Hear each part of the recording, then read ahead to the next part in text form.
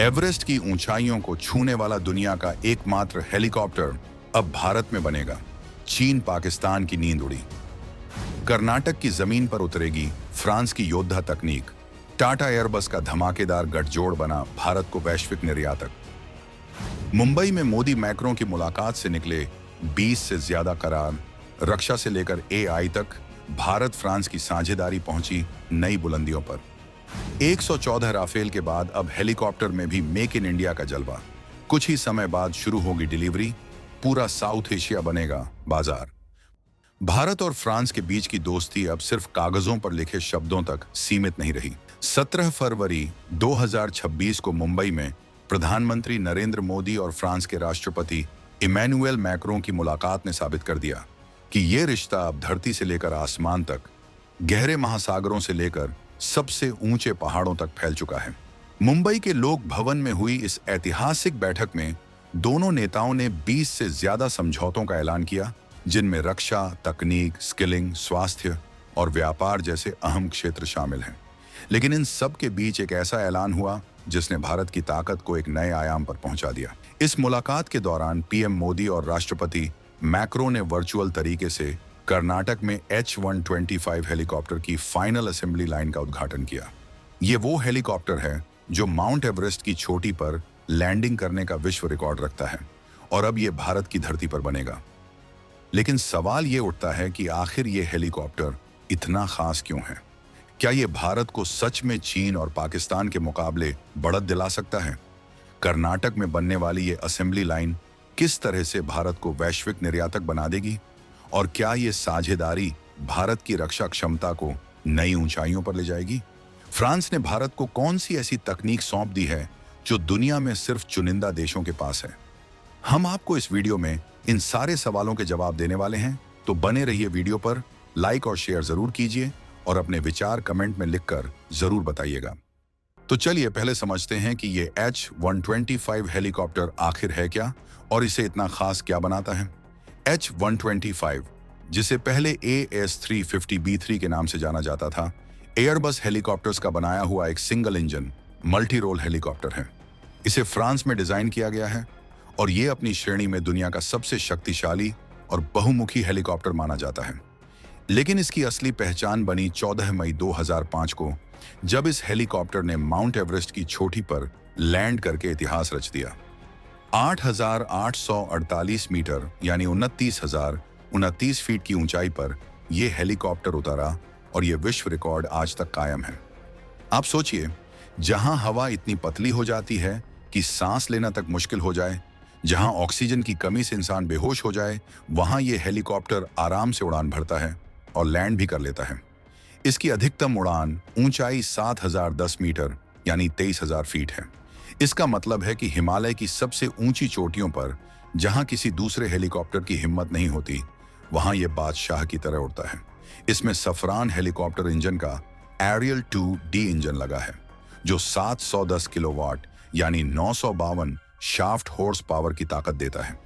इसकी तेज cruise speed 252 kilometre प्रति घंटा है और यह 630 किलोमीटर की रेंज के साथ 4.5 घंटे तक लगातार उड़ सकता है।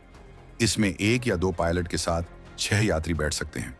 लेकिन इसकी सबसे बड़ी खासियत है इसकी लोड कैरी करने की क्षमता। ये 1075 किलोग्राम का पेलोड उठा सकता है और बाहरी लोड के साथ इसका अधिकतम टेक ऑफ वेट 2,800 किलोग्राम तक हो सकता है। यानी ये सैनिकों को, हथियारों को, राहत सामग्री को, मेडिकल उपकरणों को कहीं भी, किसी भी मौसम में, किसी भी ऊंचाई पर पहुंचा सकता है। अब आते हैं भारत के लिए इसकी अहमियत पर। भारत का 3,488 किलोमीटर लंबा उत्तरी और पूर्वोत्तर बॉर्डर हिमालय की विशाल पर्वत श्रृंखलाओं से घिरा है। लद्दाख, सिक्किम, अरुणाचल प्रदेश जैसे इलाकों में भारतीय सेना 15,000 से 20,000 फीट की ऊंचाई पर तैनात है। यहाँ सड़कें नहीं हैं, ऑक्सीजन कम है, तापमान -40 डिग्री तक गिर जाता है और मौसम किसी भी वक्त बदल सकता है। ऐसे में सैनिकों को राशन, हथियार, दवाइयाँ, गर्म कपड़े पहुंचाना या फिर घायल जवानों को बचाना बेहद चुनौतीपूर्ण काम है। यहीं पर H-125 जैसे हेलीकॉप्टर की जरूरत पड़ती है। ये न सिर्फ सैनिकों की मदद करेगा, बल्कि तेज search and rescue operation, airlift, medical evacuation surveillance और यहां तक कि एयरबोर्न अटैक जैसे मिशन भी अंजाम दे सकता है।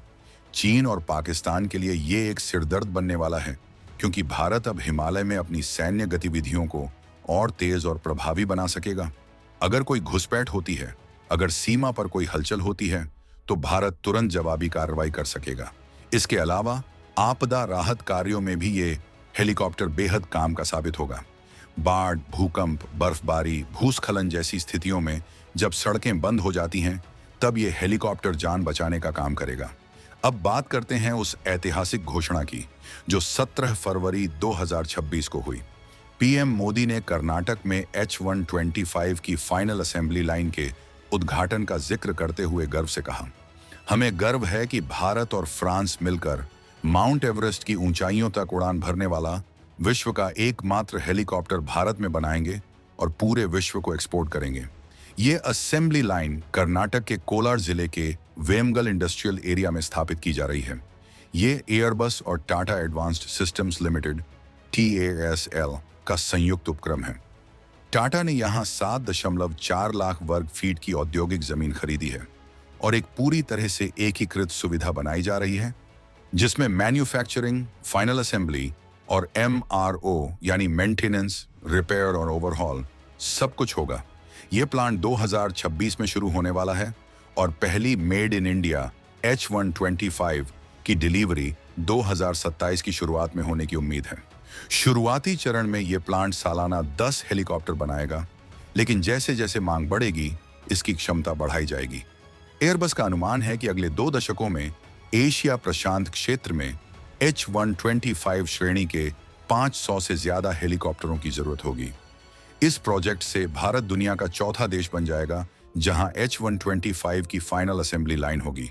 फिलहाल फ्रांस, अमेरिका और ब्राजील में ही ये सुविधा मौजूद है। भारत के लिए ये मेक इन इंडिया पहल की एक बड़ी सफलता है और देश में डिफेंस और एरोस्पेस मैन्युफैक्चरिंग को बढ़ावा देने की दिशा में एक महत्वपूर्ण कदम है। इस प्रोजेक्ट की खास बात यह है कि भारत सिर्फ असेंबली तक सीमित नहीं रहेगा।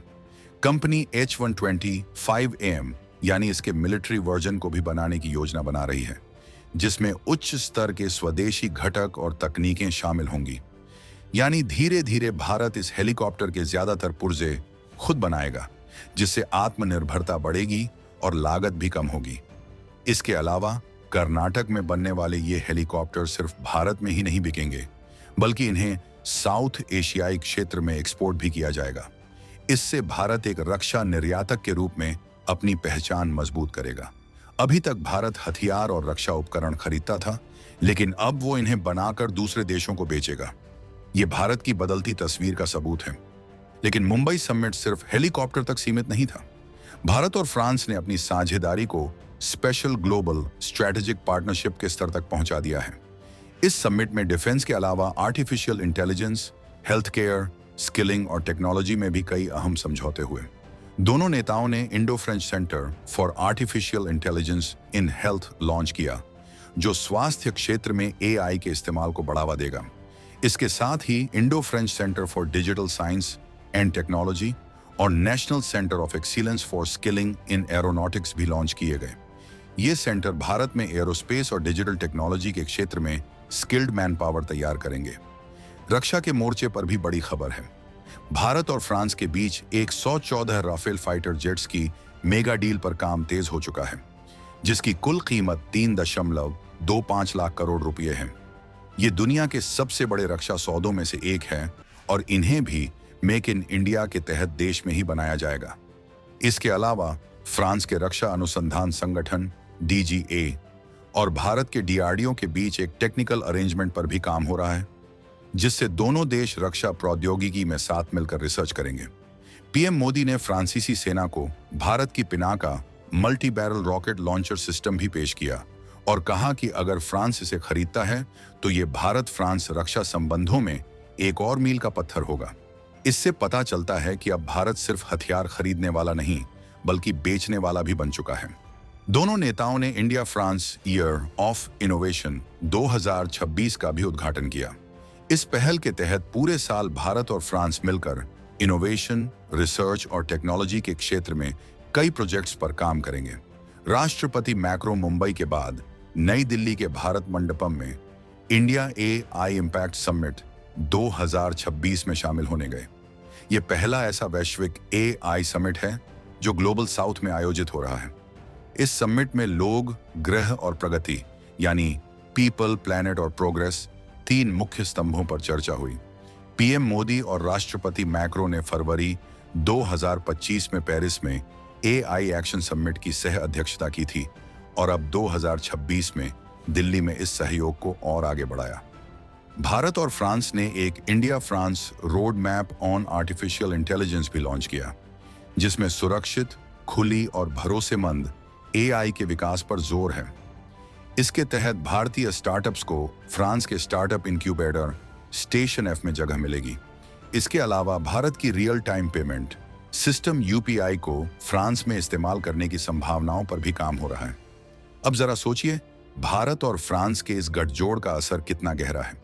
एक तरफ भारत को मिल रही है दुनिया की सबसे उन्नत तकनीक, वहीं फ्रांस को मिल रहा है भारत का विशाल बाजार, कुशल मैन पावर और मैन्युफैक्चरिंग कैपेबिलिटी।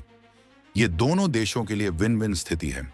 पीएम मोदी ने कहा कि भारत और फ्रांस के बीच संबंध किसी सीमा में बंधे नहीं हैं और यह साझेदारी गहरे महासागरों से लेकर सबसे ऊंचे पहाड़ों तक पहुंच रखती है। राष्ट्रपति मैक्रो ने भी इस रिश्ते को असाधारण और विशिष्ट बताया और कहा कि यह विश्वास, खुलेपन और महत्वाकांक्षा पर आधारित है। पिछले 8 सालों में दोनों देशों ने मिलकर कई महत्वपूर्ण पहल की हैं, चाहे वो इंडो पैसिफिक क्षेत्र में सहयोग हो, IMIC हो या फिर इंटरनेशनल सोलर अलायंस जैसे मुद्दे हों। फ्रांस भारत को संयुक्त राष्ट्र सुरक्षा परिषद की स्थायी सदस्यता के लिए भी अपना मजबूत समर्थन दे रहा है। दोनों देश साइबर सुरक्षा, अंतरिक्ष सहयोग, परमाणु ऊर्जा और जलवायु परिवर्तन जैसे मुद्दों पर भी साथ मिलकर काम कर रहे हैं। भारत और फ्रांस ने स्मॉल मॉड्यूलर रिएक्टर्स और एडवांस्ड मॉड्यूलर रिएक्टर्स पर साझेदारी के लिए एक घोषणा पत्र पर भी हस्ताक्षर किए हैं। इससे भारत में स्वच्छ और सुरक्षित परमाणु ऊर्जा का विकास होगा। भारत के लिए ये समझौते सिर्फ कागजी खानापूर्ति नहीं हैं, बल्कि इनसे जमीनी स्तर पर बड़े बदलाव आने वाले हैं। H-125 हेलीकॉप्टर की असेंबली लाइन से हजारों नौकरियां पैदा होंगी। कर्नाटक में एरोस्पेस इकोसिस्टम मजबूत होगा। युवाओं को उच्च गुणवत्ता वाली ट्रेनिंग मिलेगी। भारत में बनने वाले हेलीकॉप्टर न सिर्फ सस्ते होंगे, बल्कि उनकी गुणवत्ता भी वैश्विक मानकों के अनुरूप होगी। भारतीय वायुसेना, थल सेना और नौसेना तीनों को इस हेलीकॉप्टर से फायदा मिलेगा। पुलिस, राज्य सरकारें, आपदा प्रबंधन एजेंसियां, यहां तक कि निजी कंपनियां भी इनका इस्तेमाल कर सकेंगी। पर्यटन क्षेत्र में भी इसकी भारी मांग होगी, खास तौर पर हिमालयी क्षेत्रों में। कश्मीर, लद्दाख, उत्तराखंड, सिक्किम, अरुणाचल जैसी जगहों पर लोग H-125 में बैठकर बर्फीली चोटियों का नजारा ले सकेंगे। अस्पतालों को दुर्गम इलाकों में मरीजों को तुरंत पहुंचाने में मदद मिलेगी। फायर फाइटिंग, कानून प्रवर्तन, सर्विलांस, एरियल वर्क जैसे कई मिशनों में इस हेलीकॉप्टर का उपयोग होगा।